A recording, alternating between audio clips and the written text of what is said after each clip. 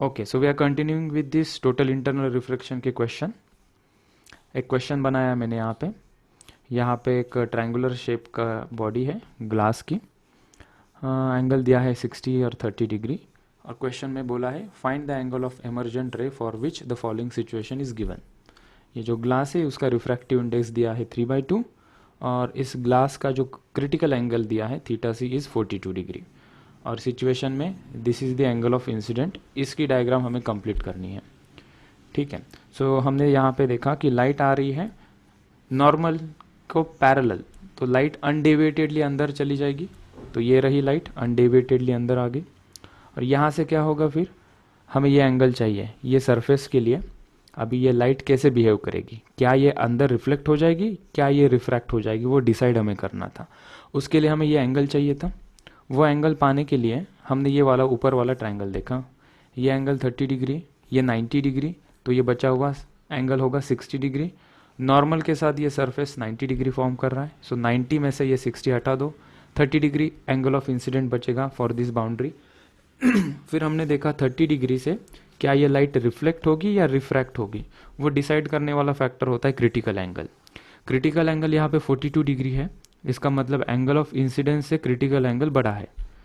जब तक angle of incidence critical angle जितना या उससे बड़ा नहीं हो जाता तब तक लाइट रिफ्लेक्ट नहीं होगी।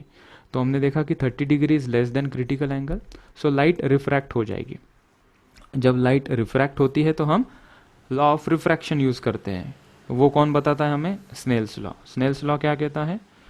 Refractive index of denser medium into angle of incident of that medium with sine is equals to mu r into sine r.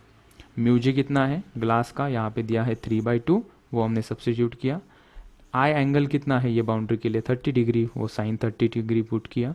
Mu R जो मीडियम में लाइट रिफ्रैक्ट हो रही है वो एयर है, तो उसका रिफ्रैक्टिव इंडेक्स 1 हो जाएगा, और एंगल ऑफ रिफ्रैक्शन वो हमें फाइंड आउट करना है। साइन 30 की वैल्यू होती है 1/2, so 3/2 into 1/2 is 3/4 which is equals to sine r. So angle of refraction ये नॉर्मल के साथ ये निकलने वाली रे बनाएगी sine inverse of 3/4। This is the answer to this question. See one more question, question number 5। Question में दिया गया है, क्या दिया है क्वेश्चन में? फिगर शोज एक राइट एंगल्ड प्रिज्म हमने लिया है, एक राइट एंगल्ड प्रिज्म हमने लिया है। यहाँ पे देखो ABC ये वाला, हैविंग रिफ्रैक्टिव इंडेक्स 3/2। ये जो प्रिज्म है इस ट्रायंगुलर शेप प्रिज्म का रिफ्रैक्टिव इंडेक्स 3/2 दिया है। लोवर्ड इनटू वाटर, इसको थोड़ा पानी में डुबा दिया है as shown in this figure. So ये नीचे, यहाँ से नीचे क्या है? पानी है, और पानी का रिफ्रैक्टिव इंडेक्स 4/3 मेंशन है। फाइंड द एंगल अल्फा, ये एंगल अल्फा हमें फाइंड आउट करना है, so that the incident ray normal to face AB। Incident ray, ये वाली इंसिडेंट रे पिंक वाली, which is normal to face AB। इस तरीके से अगर लाइट आती है फॉर दिस गिवन कंडीशन, अगर ऐसे लाइट आती है उसको कहा है incident ray normal to the face AB will be, अच्छा वो क्या करेगी? Will be reflected at face BC completely. जब ये लाइट ऐसे आएगी ना, वो सीधा चले जाएगी और BC को टकराएगी, और BC को टकराने के बाद वो कम्प्लीटली रिफ्लेक्ट होनी चाहिए। मतलब ये पानी के अंदर वो लाइट नहीं जानी चाहिए, वो कम्प्लीटली अंदर ही अंदर क्या होनी चाहिए? रिफ्लेक्ट होनी चाहिए। तो हमने कहा ठीक है, करते हैं इसे। तो हमने इसको थोड़ा पहले तो जूम किया। ये एंगल ऑफ, ये पहले तो लाइट आई यहाँ से, जब ये BC फेस को हिट करेगी तो हमने पहले यहाँ से एक नॉर्मल ड्रॉ की। ये नॉर्मल के साथ ये एंगल कितना फॉर्म कर रहा है? आंसर लिखा है अल्फा, लेकिन वो फाइंड आउट करना है हमें। ये एंगल कितना होगा? तो हमने देखा पहले ये ट्रायंगल, ये ट्रायंगल में हमने देखा कि ये एंगल अल्फा गिवन है, ये 90 डिग्री है, तो ये अंदर वाला एंगल कितना होगा? 90 माइनस अल्फा, बिकॉज ये ट्रायंगल का sum of the angle of a triangle is 180 degree. So ये 90 प्लस ये अल्फा, और इसको जो 90 माइनस अल्फा आया है उस आंसर को हमने पहले तो x माना, और x की वैल्यू हमने फाइंड आउट की 180 माइनस 90 इज 90। x हमें मिल गया 90 minus alpha, and that x is nothing but this. Okay, फिर हमें वो नहीं चाहिए था, हमें ये वाला एंगल चाहिए था। फिर हमने देखा कि ये टोटल 90 डिग्री है, सो 90 में से 90 माइनस अल्फा हटा दो तो अल्फा ही बचेगा, तो काम आसान हो गया। ये जितना एंगल अल्फा है वही एंगल ये अल्फा बन गया, यहाँ पे फॉर्चुनेटली बन गया वो। अगर वैसा नहीं बनता तो फिर कुछ और तरीका ढूंढना पड़ता। सो ये एंगल अल्फा बन गया। अच्छा, अभी ये जो लाइट आ रही है, ये लाइट को अगर कंप्लीटली रिफ्लेक्ट होना है सेम मीडियम में, मतलब इसका क्या होना चाहिए, टोटल इंटरनल रिफ्लेक्शन। अगर लाइट ऐसी यहाँ से इधर चली गई तो ये टोटल इंटरनल रिफ्लेक्शन नहीं होगा, और वो ऐसा पूछा भी नहीं है क्वेश्चन में। क्वेश्चन में पूछा है कि ये लाइट अगर टोटल इंटरनल रिफ्लेक्ट होती है तो ये एंगल अल्फा कितना है वो बताओ। तो हमने कहा कि पहले तो ये हमें एंगल ऑफ इंसिडेंट अल्फा मिल गया। अगर लाइट को कंप्लीटली सेम मीडियम में रिफ्लेक्ट होना है तो ये जो एंगल ऑफ इंसिडेंट है, ये क्रिटिकल एंगल, ये जो प्रिज्म का जो कुछ क्रिटिकल एंगल होगा उससे बड़ा होना चाहिए। मतलब ये जो अल्फा है क्रिटिकल एंगल ऑफ प्रिज्म से बड़ा होना चाहिए। नहीं होगा बड़ा तो ये मीडियम में चला जाएगा, और ये alpha is equal to theta c जितना हो गया तो ये इसको ग्रेस करते हुए ऐसे चला जाएगा लाइट। तो हम इसको कंप्लीटली अंदर लेना चाहते तो उसके लिए कंडीशन क्या बनानी पड़ेगी, alpha should be greater than theta c. Theta c क्या है, इस प्रिज्म का क्रिटिकल एंगल, तो वो हमने नीचे लिखा। So for light ray to reflect at the face B C completely, alpha should be greater than theta c. Theta c क्या होता है, क्रिटिकल एंगल, और उसका हमें फॉर्मूला पता है। फॉर्मूला हमने डिराइव किया, sine theta c is equals to mu of rare medium upon mu of denser medium. तुमने कुछ इस हद तक देखा है इस फॉर्मूला को, sine theta is equals to 1 upon mu. जब वहाँ पे एयर थी तो इसलिए हमने 1 लिया था। यहाँ पे ये बाहर का मीडियम क्या है, वाटर है, तो ऊपर हम लेंगे म्यू डब्ल्यू, और लाइट कहाँ पे है, ग्लास मीडियम में, तो नीचे लिया हमने mu g. So sine theta c is equals to mu डब्ल्यू अपॉन म्यू जी मिला। थीटा सी वहाँ से मिल गया साइन इनवर्स ऑफ म्यू डब्ल्यू अपॉन म्यू जी। ओके, तो हमने वो थीटा सी की वैल्यू यहाँ से पुट कर दी, म्यू डब्ल्यू अपॉन म्यू जी की वैल्यू पुट कर देंगे। रिफ्रैक्टिव इंडेक्स ऑफ वाटर दिया है 4/3, ग्लास दिया है 3/2, 3 नीचे 2 ऊपर।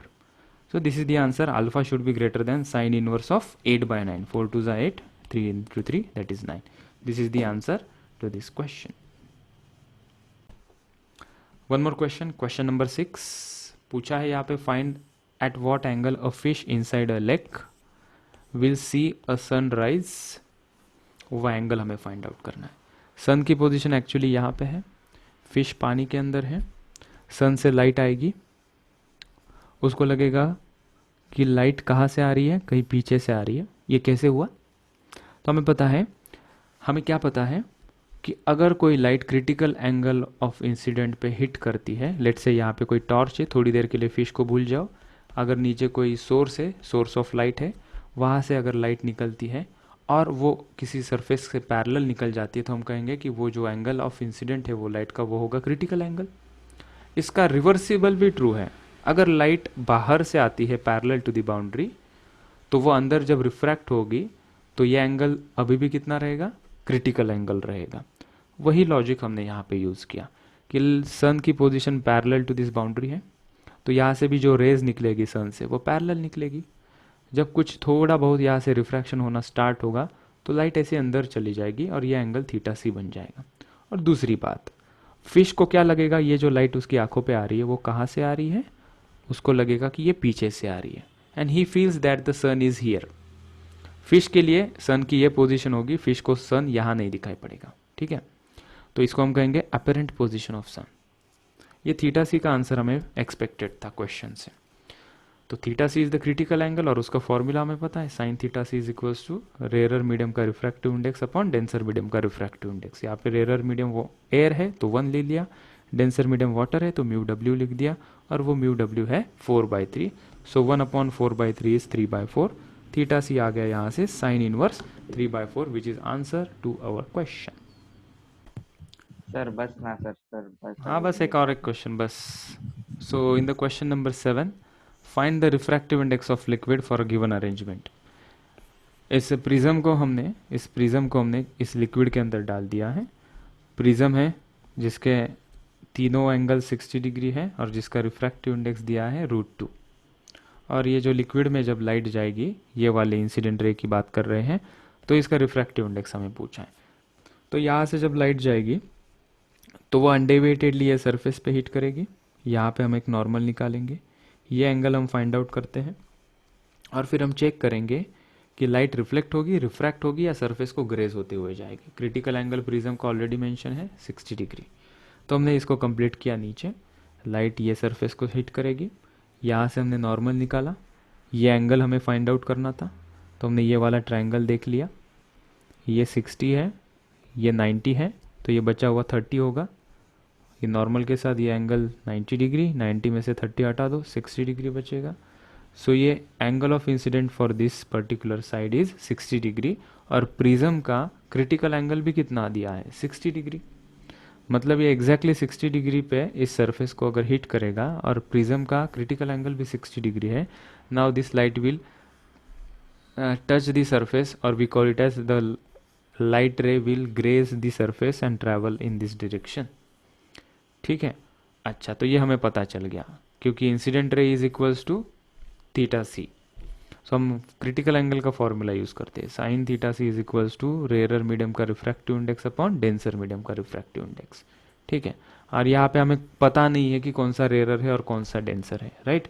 So for that purpose light कौन से मीडियम में है, लाइट प्रिज्म मीडियम में है, तो वो डिनोमिनेटर में लिखते हैं, और कौन से मीडियम में जाएगी वो वाला हम न्यूमरेटर में लिखते हैं, दैट इज म्यू।